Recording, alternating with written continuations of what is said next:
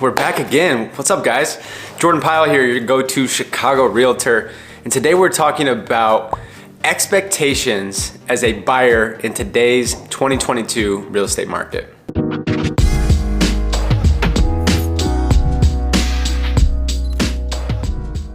Welcome back to another video. If this is your first time on the channel, welcome. Thank you for being here. My name is Jordan Pyle. I am your go-to Chicago realtor, selling real estate in the last 8 years, the city of Chicago, helping over hundreds of clients and over $50 million of real estate sold. And we'd love to help you navigate your real estate purchase.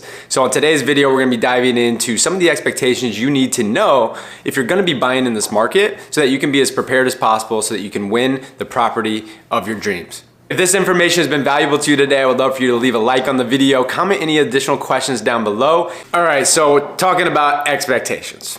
And I know this is tough for a lot of people right now. You know, a lot of buyers are in the market. Low interest rates are still there, but they're starting to slowly rise. So we're getting a good amount of demand coming into our real estate market right now. Also seasonally in Chicago, you know, we're in, almost end of February going into March. So we're right in the thick of this like early spring market.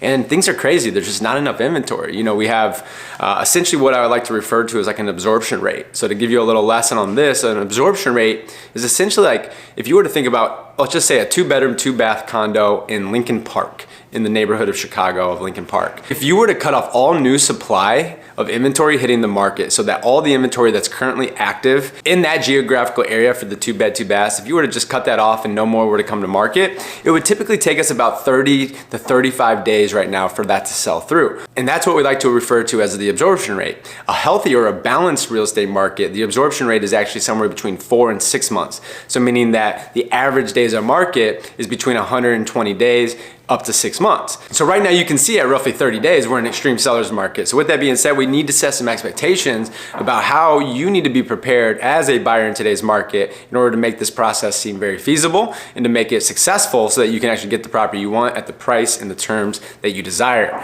So the first expectation I want to talk about is you just need to link up with a realtor. In today's market, as a buyer, as a seller, yeah, I can see why some people might want to just list it for sale by owner because there's so much demand.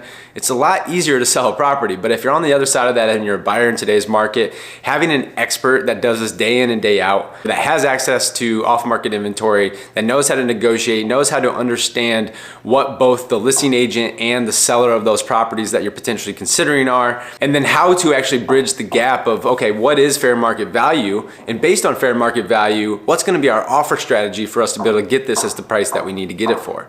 So first things first is like, yes, you can go look at properties and you can do that without a realtor. And I understand that, right? You have access to all this information. There's open houses. You can go and see them. But eventually you're going to get to the point where you need to pull the trigger and you want to actually buy the property. And that's where I think you're going to have an moment where I think that you're going to say, oh, wow, I actually need some support here because now there's 4 other offers. And how do I make sure that we put together a contract and an offer that's lucrative to the seller that we can actually win this bid?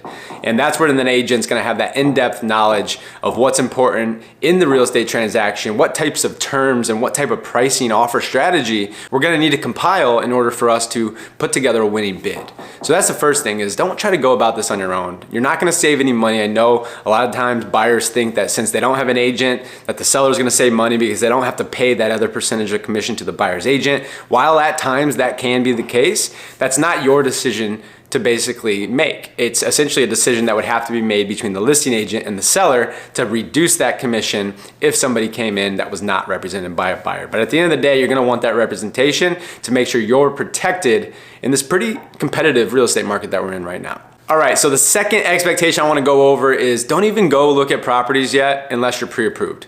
Now, there's a disclaimer to that. If you're very, very early in the process, let's just say 6, 8 months out, and you just want to start getting an idea of what the inventory looks like in person versus like what it looks like online, then yeah, I'd encourage you maybe on a Saturday or Sunday, you know, go on Redfin or any of these other websites, draw a parameter around a certain area you like, filter it by whatever the configuration is, whether it's a 2-bed, 2-bath, and you know, with garage parking, with outdoor space, whatever your criteria is, filter that and start going and seeing some open houses. But if you're actually in the, let's just say 3 to 4 month, maybe 5 month period of time where you're getting more serious about buying a property, don't start going to look and getting ahead of yourself without actually getting your finances squared away first. So if you're buying in today's market, just make sure you have some type of proof of funds ready to go so that at the drop of a hat, you can make an offer with the proof of funds attached, because all listing agents are going to require that they have proof of funds if you're buying cash, or some type of letter from a financial advisor, or basically a bank statement showing that you have enough cash to buy the property outright. Whatever the situation might be, you just want to make sure that you're getting that proof of funds if you're buying cash. And if you are financing, you want to get connected with the lender. You want to get your pre-qualification and or your pre-approval in place so that you know exactly how much you can afford and what monthly payment you're comfortable with. And then also, when we go and find that property you want to make an offer on, we have the pre-approval letter ready to go that we can attach with our offer, showing the validity of you as a borrower and a purchaser in today's market.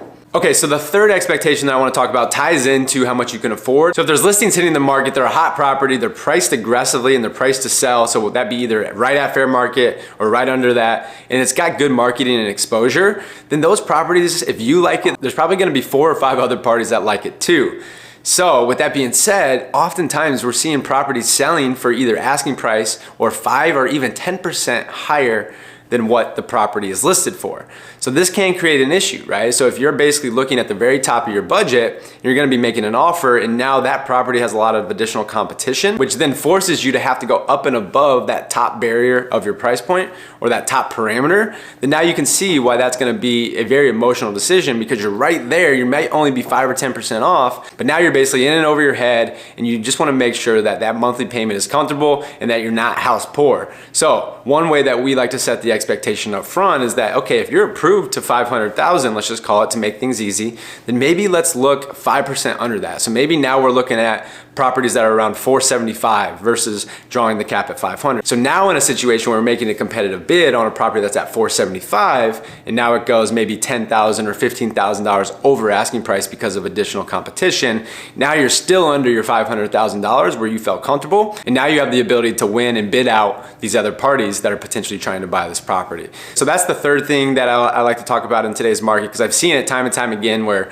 we're looking at properties at the very top budget, and then the next thing you know, we just get frustrated because to get the property, now you know you're gonna have to pay over what you're comfortable, and at the end of the day, that's just a waste of time for both you as the buyer and also for us as your agents. So let's just make sure that we are setting these expectations properly and we're moving forward through the process. So the fourth expectation I want to talk about is once you actually get under contract, and especially if it's a multiple offer situation and you win the bid, don't expect for the seller to be super lenient in credits and things like that after the fact. So even if you have an inspection and you have certain things that come back on that inspection that are not super significant, they're not a mechanical defect or material defect or a health and safety issue, but there's other things that you could typically negotiate in a different market, the seller's just not gonna play ball with that. So the seller knows, okay, hey, we had 4 other offers.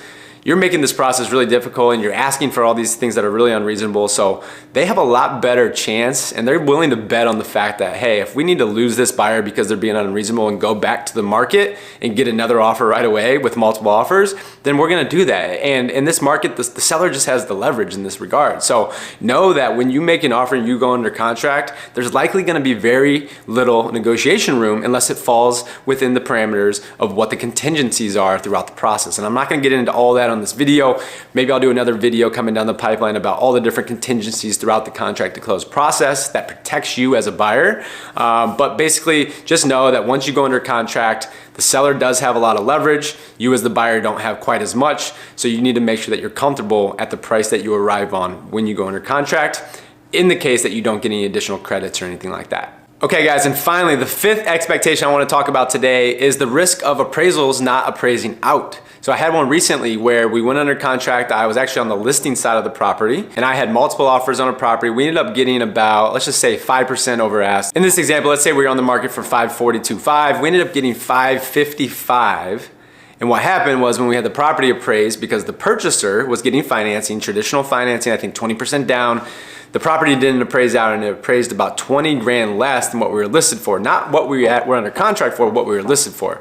So there was about a margin of about 30 or 40,000. I'm getting some of the numbers confused, but in this situation, what happened was the seller actually had to come down to meet a certain value. So we actually came down to meet the asking price we originally asked, which was $12,500 less than what the offer was. And the buyer actually had to come up with cash for the additional amount, because what happens when a property doesn't appraise out is the bank is saying, hey, we're not appraising this at what the contract price is. So there's gonna be a margin between what the appraised value is and what the contract price is. And if the lender says, hey, it's not worth what the contract price is, then the buyer is not gonna be able to get financing on that total amount, but they're gonna be able to give you financing on the appraised value. So in this example, if there's a $30,000 gap between the appraised value and the contract price, the buyer typically, especially again in a competitive market where the buyer doesn't have a ton of leverage, the buyer now might not necessarily be forced, but you might be required to have to come up $30 additional to basically close that margin, or else you're gonna have to walk from the deal and it's gonna have to go to the next buyer. So even in this market, when you secure a deal, know that there's a chance that the property's not gonna appraise out, and in that situation, you might have to have a little extra cash on the sidelines in order to bridge the gap or to fill the margin between appraised value and contract price. So I hope these 5 expectations that we just talked about are gonna be helpful for you as you go out there and look to buy a home in today's real estate market. If you're buying in the Chicago market, our team would love the opportunity to service you. We have been doing this for the last 8 years, full time, we're full service, and we know how to make a complicated process simple, and we wanna put together the strategy so that you feel empowered and you feel confident and you have the clarity to move forward with confidence in today's real estate market. And we wanna be your partner in that. So if this has been helpful, these are the 5 expectations that you need to know as a buyer in today's 2022 real estate market. If this information has been valuable to you, please like, comment, and subscribe to our channel, and we'll see you on the next video.